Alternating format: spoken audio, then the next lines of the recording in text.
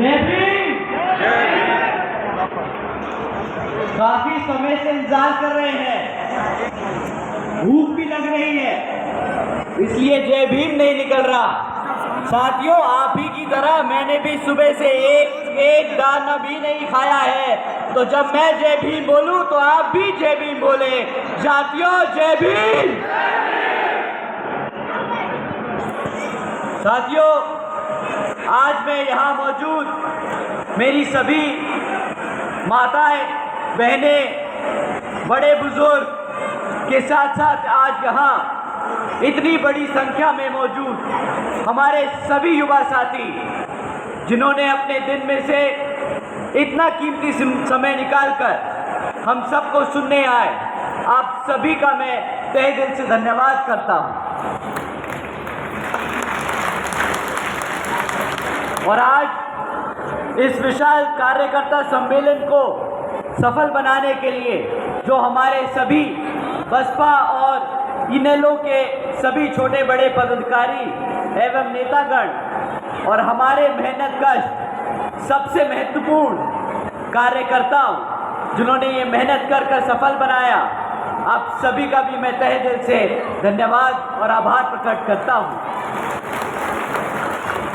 साथियों, यहाँ हरियाणा में होने वाले विधानसभा चुनाव के संबंध में कुछ ज़रूरी बातें आप सबके बीच में रखने से पहले मैं अपने सभी संतों, गुरुओं, जिसमें खासकर महात्मा ज्योतिबा फूले, छत्रपति शाहू जी महाराज, नारायण गुरु, पेरियार रामास्वामी जी, बाबा साहब डॉक्टर भीमराव अंबेडकर जी एवं मान्यवर साहब श्री काशीराम जी को नमन करता हूँ। साथियों, मैं बहुजन समाज पार्टी की राष्ट्रीय अध्यक्ष व उत्तर प्रदेश की 4 बार मुख्यमंत्री एवं पूर्व सांसद आदरणीय बहन जी के नाम से लोकप्रिय बहन कुमारी मायावती जी को भी पूरे तहे दिल से आभार प्रकट करता हूँ।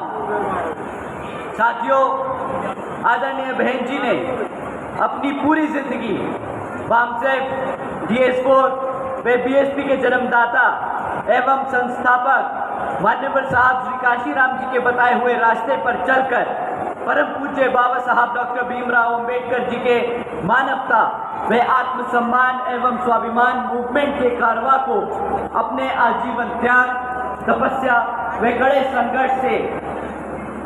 संघर्ष के जरिए नई राजनीतिक ऊर्जा, शक्ति व पहचान दी है तथा उत्तर प्रदेश जैसे विशाल व महत्वपूर्ण राज्य में 4 बार अपनी BSP के नेतृत्व में सरकार बनाकर खासकर बहुजन समाज के लिए एक ऐसी मिसाल बन चुकी हैं, जिससे प्रेरणा लेकर करोड़ों लोग आज यहाँ हरियाणा में भी सामाजिक परिवर्तन व आर्थिक तरक्की के मिशनरी कार्य से जुड़ चुके हैं।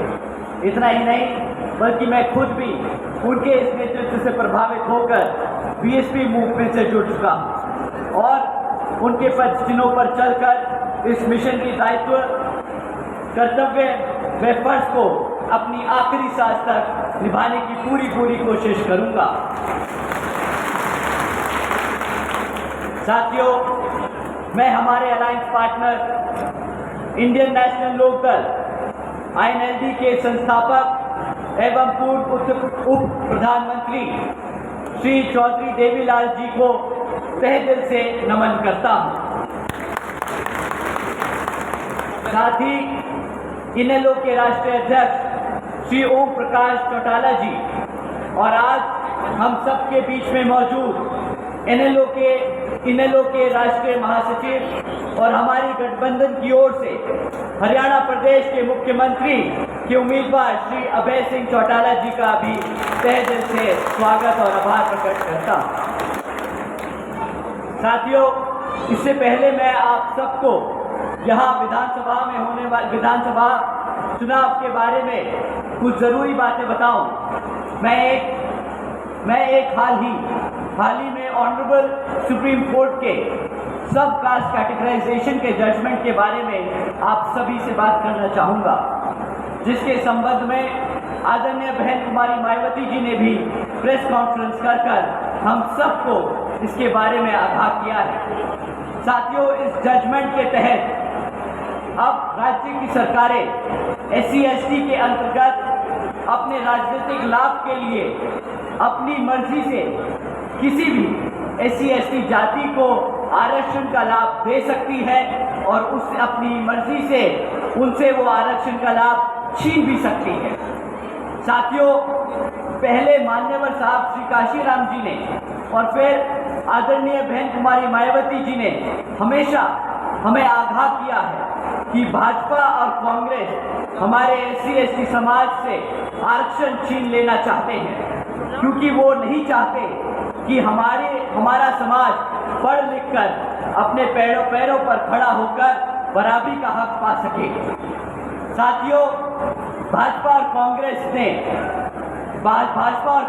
ने कांग्रेस की ये सोची समझी साजिश के तहत ये जजमेंट पास कराकर देश से आरक्षण खत्म करने के लिए ये पहला कदम लिया है।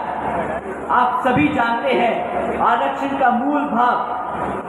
की मूल भावना सम्मान और आत्मसम्मान की है, समाज को आगे बढ़ाने की है, लेकिन उसे बार बार गरीबी हटाओ कार्यक्रम बनाने की कोशिश की जाती है। साथियों, आदरणीय बहन कुमारी मायावती जी ने इस फैसले पर सवाल उठाए और पूछा कि क्या जिन्होंने आरक्षण का लाभ जिनको आरक्षण का लाभ मिला है, क्या उनकी सामाजिक स्थिति बहुत बेहतर हो गई है? क्या उनके साथ भेदभाव खत्म हो गया? साथियों, ये दलितों को बांटने की शुरुआत है, ये दलितों की आज़ादी छीनने की शुरुआत है, ये संविधान को बदलने की शुरुआत है। संविधान बचाने के नाम पर भाजपा और कांग्रेस मिलकर संविधान को बदलने का काम कर रही है। आदरणीय बहन जी ने कहा है कि अगर यह भाजपा की NDA और कांग्रेस की इंडिया अलायंस वाली पार्टियां, जिसमें सपा, आम आदमी पार्टी जैसी पार्टियां शामिल हैं, ये सब सच में हमारे SC/ST समाज के आरक्षण की हितैषी है, तो ये सब मिलकर पार्लियामेंट के जरिए रिजर्वेशन एक्ट को संविधान की 9वीं सूची में डालने का काम करें, ताकि कोई भी रिजर्वेशन से छेड़खानी ना कर सके। परंतु साथियों, हकीकत तो ये है कि ये सब हमारे संविधान, हमारे आरक्षण के खिलाफ है, तो ये काम कभी भी नहीं करेंगे। साथियों, इसके जरिए इनका असली चेहरा आप लोगों के सामने है। समय आ गया है ये लाल किताब उठाकर संविधान के रक्षक बोलने वालों को सत्ता से निकालकर बाहर खदेड़ने का और यहाँ पर अपने बहुजन समाज पार्टी और अन्य लोगों को सत्ता में बिठाने का। साथियों, पिछले 10 साल से यहाँ हरियाणा प्रदेश में भाजपा की सरकार चल रही है और अब जब चुनाव सर पर है तो ये भाजपा वाले फिर से आप लोगों के बीच में आकर आपसे वोट मांगने का काम करेंगे। परंतु साथियों, इस बारी आप लोगों को वोट डालने से पहले इनसे कुछ जरूरी सवाल करने होंगे, कुछ जरूरी मुद्दों पे सवाल करने होंगे। साथियों, मैं आपसे कभी भी जाति और धर्म के आधार पर इनसे सवाल करने को नहीं कहूँगा। मैं आपसे कहूँगा आप इनसे सवाल करें शिक्षा, रोजगार और आसमान छूती हुई महंगाई पर। साथियों, यहाँ मौजूद मेरे सभी बड़े माँ बाप, मेरे सभी युवा साथियों से मैं पूछना चाहूँगा कि क्या मिला है आपके बच्चों को, आप लोगों को शिक्षा के नाम पर? साथियों, बीजेपी की सरकार के चलते हुए पिछले 10 सालों में सरकार ने 5000 से ज़्यादा प्राइमरी स्कूल को बंद करने का काम किया। एक तरफ पढ़ने वाले बच्चों की संख्या बढ़ रही है, तो दूसरी तरफ भाजपा की सरकार हमारे बच्चों के प्राइमरी स्कूल बंद करने का काम कर रही है। साथियों, आज 2200 सीनियर सेकेंडरी स्कूल है हरियाणा प्रदेश में, परंतु आज उनमें से 1000 से ज़्यादा स्कूलों में प्रिंसिपल्स तक नहीं है। इतना ही नहीं, बल्कि इन्होंने तो 2017 से हमारे SC/ST OBC समाज के छात्रों की स्कॉलरशिप्स को भी नहीं रिलीज किया है। साथियों, जब आपके बच्चों के स्कूल बंद कर दिए जाएंगे, जब आपके बच्चों के स्कूलों में पढ़ाने के लिए शिक्षक नहीं होंगे, जब हमारे बच्चों की स्कॉलरशिप बंद कर दी जाएगी, तो आप ही बताइए क्या हमारे बच्चे पढ़ लिख पाएंगे? क्या हमारे बच्चे अपने पैरों पर खड़ा हो पाएंगे? क्या अभी कभी भी अपने हकों के लिए लड़ पाएंगे? बताइए साथियों, यहाँ पर एक ही चीज में तरक्की हुई है। अगर शिक्षा की बात करें तो भाजपा की सरकार के चलते हुए सिर्फ एक ही जगह तरक्की हुई है, वो है पेपर लीकों के। साथियों, आज की डेट में कोई ऐसी सरकारी डिपार्टमेंट की भर्ती के लिए इस परीक्षा का कोई भी ऐसा पेपर नहीं हुआ जो कभी लीक ना हुआ। साथियों, आए दिन पेपर लीक की खबरें आती रहती हैं। तो साथियों, हकीकत तो ये है कि भाजपा हो या कांग्रेस, दोनों ही पार्टियां हमारे बच्चों के भविष्य से खिलवाड़ कर रही हैं। एक सरकार में रहकर बच्चों के साथ खिलवाड़, तो दूसरी वहां पर ऑपोजिशन में बैठकर उनको ना घेरने के काम करने पर हमारे बच्चों के साथ खिलवाड़ कर रही है। साथियों, अब आप ही बताइए, क्या ऐसी सरकारों को सत्ता में बैठने का हक है या नहीं? हक है या नहीं?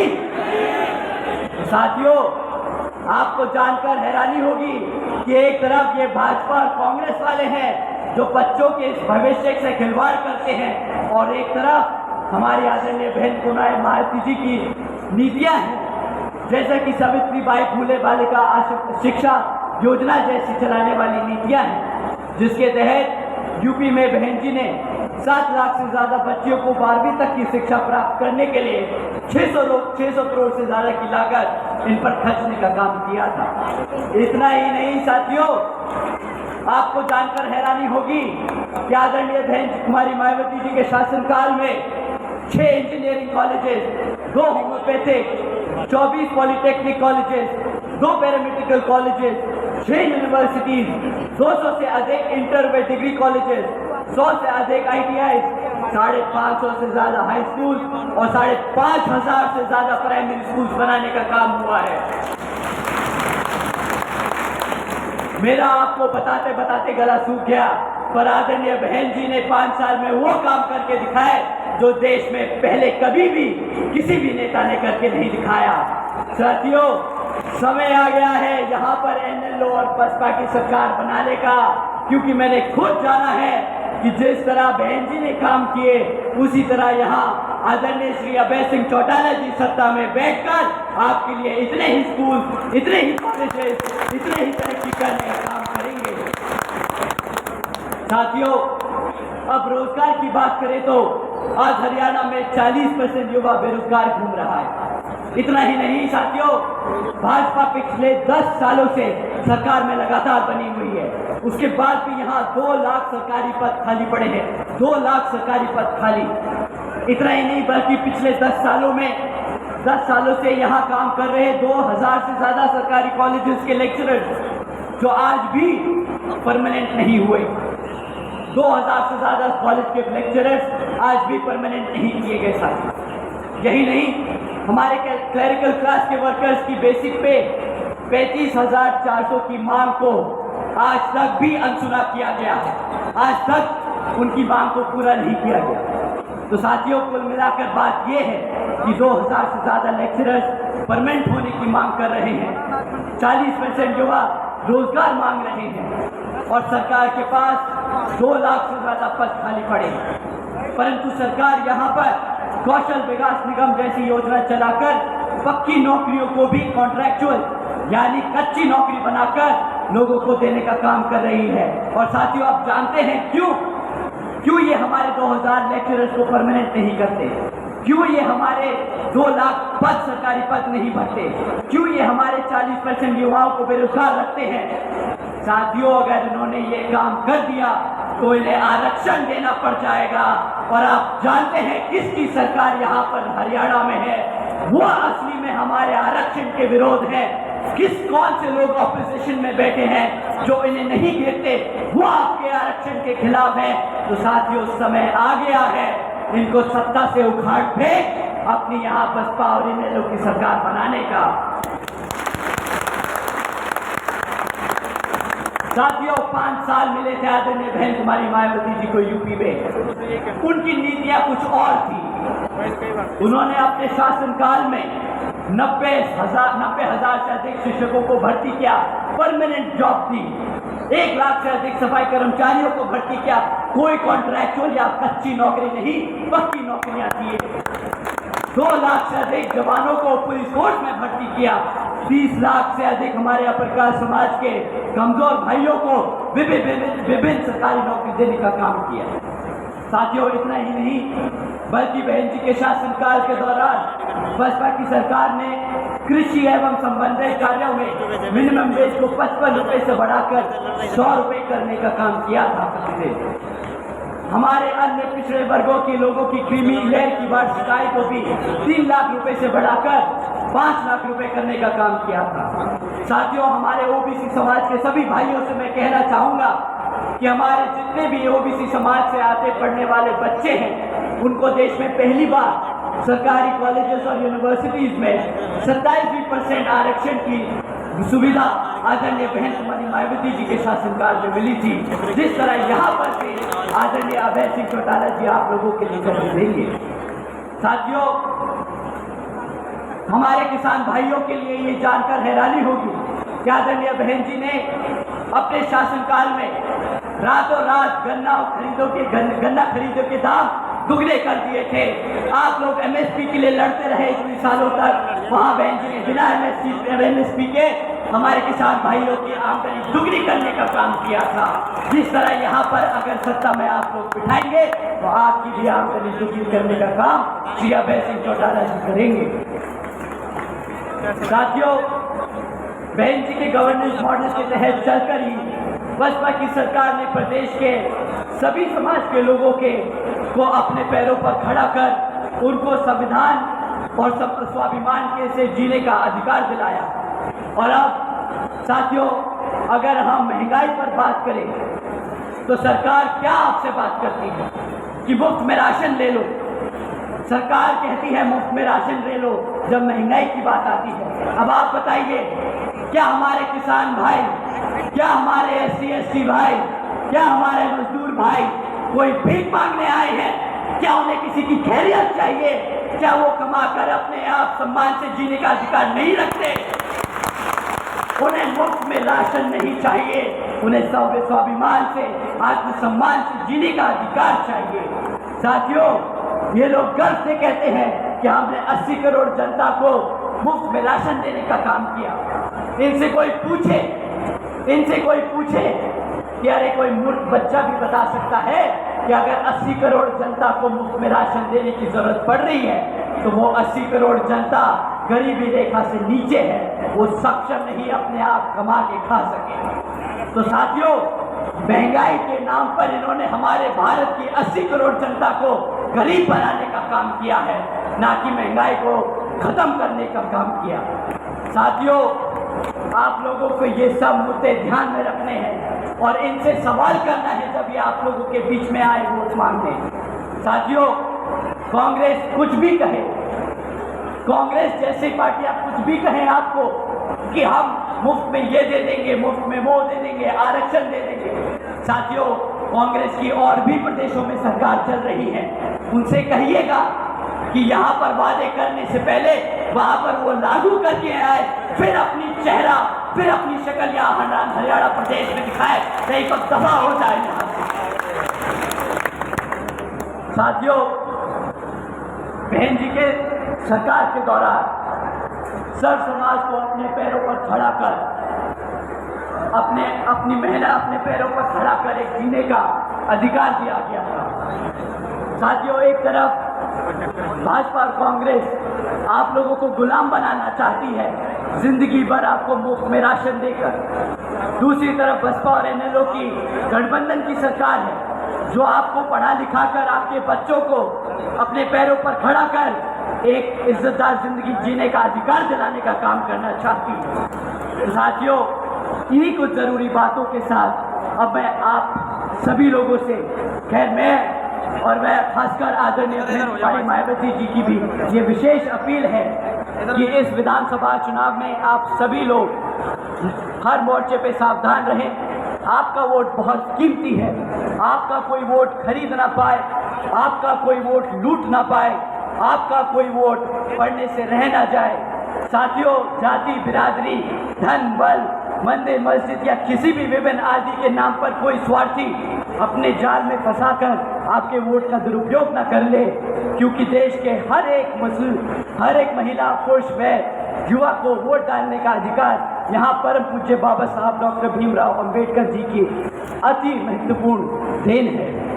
मैं आप सभी से यही खास अपील करता हूँ कि अपने यहाँ जिन जिन क्षेत्रों में बीएसपी और इनेलो के विधानसभा उम्मीदवार चुनाव लड़ रहे हैं, तो उन्हें आप लोग वोटिंग मशीन पर बसपा का हाथी चुनाव चिन्ह और इनेलो का चश्मे का चुनाव चिन्ह के सामने वाला बटन दबाकर यहाँ पर भरी मतों से जिताने का काम करें।